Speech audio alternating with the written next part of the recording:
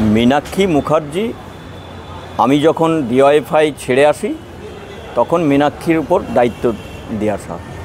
আমি মনে করি যে এই সময়কালে এই কঠিন পরিস্থিতির মধ্যেও যেভাবে লড়াই করেছে, জেল খেটেছে, মার খেয়েছে, তাতে ডিওয়াইফাই যেটা চেয়েছে তাতে অনেকটা মানুষের কাছে, আমার কাছে কি হলো এটা বড় কথা না, একজন নেতার কাছে কত বড় হলো, কত কাছের হলো এটা বড় কথা না, মানুষের প্রত্যাশা পূরণ করতে অনেকটা পেরেছে।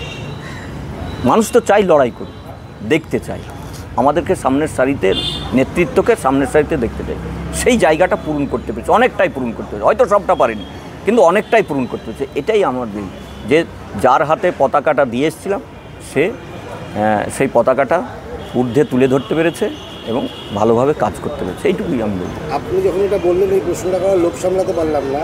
আপনি মীনাক্ষী মুখার্জিকে চোখের সামনে বেড়ে উঠতে দেখেছেন, মানে রাজনৈতিকভাবে কী দেখেছিলেন তখন, যেতে মনে হয়েছিল যে এর হাতে পতাকাটা দেওয়া যায়?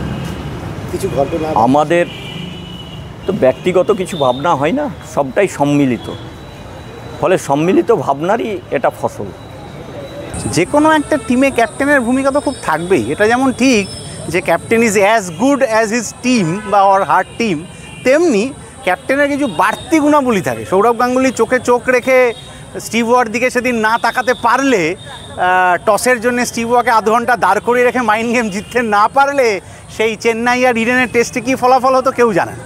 ঠিক একই রকমভাবে আমাদের যে শত্রু যারা আছে তারা জানে যে এই টিম তার ক্যাপ্টেনের সাথে যদি রাস্তায় দাঁড়িয়ে যায় তাহলে তাদের বুকে কাঁপন ধরতে বাধ্য।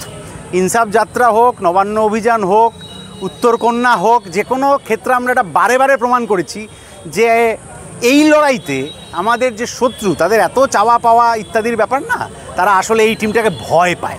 আমরা ওই ভয়টাকে দিয়ে আরও কর্নার করতে চাই, এই অপসময়ের যে শক্তি, এই খারাপ শক্তিটাকে আরও কর্নার করতে চাই, আরও সাইডলাইন করে দিতে চাই। মীনাক্ষীদের সঙ্গে আমরা একটা মিল পাই, যেটা গ্রাসরুট থেকে উঠে আসা।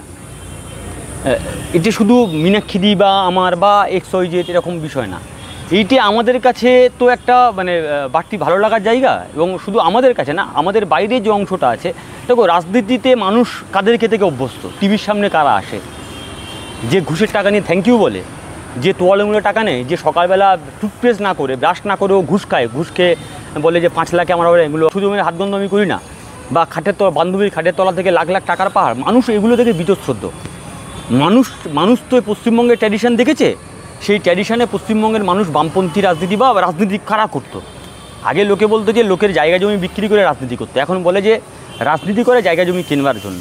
তো সেখানে মানুষ বিকল্পের নেতৃত্ব খোঁজা হোক বা বিকল্প নীতি খোঁজা হোক, সেটা মানুষ খোঁজার চেষ্টা করছিল। সেইখানে দাঁড়িয়ে মীনাক্ষীদি একদম গ্রাসরুট থেকে উঠে আসা, আমাদের বাড়ির মেয়ে, আমাদের মতো কথা বলে, আমাদের মতো সাজে, আমাদের মতো চালচলন, আমাদের মতো খায়, আমাদের মতো আমাদের সঙ্গে চলে, ট্রেনে বাসে আমাদের মতো যাতায়াত করে, কোনো এসি গাড়িতে যাতায়াত করে না, বা সঙ্গে কোনো কমব্যাক খোঁজ নিয়ে যাতায়াত করে না।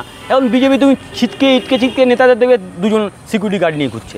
তো সেইখানে ন্যাচারালি এই রাজনীতিতে একটা অসহনীয় দমবন্ধ করা পরিস্থিতিতে মীনাক্ষীদের মতো যারা এই সময় যারা এসছে, তারা হচ্ছে একটা হালকা ভোরের ওই যে সুন্দর গরমের সময় হালকা মিষ্টি বাতাস আছে না, সেই মিষ্টি বাতাস যেগুলো জনগণের আশার আলো দেখে যে না বোধহয় কিছু চেঞ্জ করা সম্ভব।